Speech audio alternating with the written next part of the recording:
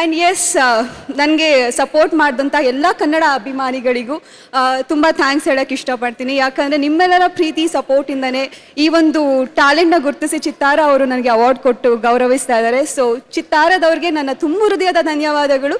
ಹಾಗೆ ಎಲ್ಲ ಫ್ಯಾನ್ಸ್ಗಳ ಪ್ರೀತಿ ಸಪೋರ್ಟ್ ಹೀಗೆ ಇರಲಿ ಅಂತ ನಾನು ಕೇಳ್ಕೊತೀನಿ. Thank you so much. ಸುಮಾರು ಎಷ್ಟು ವರ್ಷದಿಂದ ಇದನ್ನ ಪ್ರಾಕ್ಟೀಸ್ ಮಾಡಿದ್ದೀರಿ ನೀವು?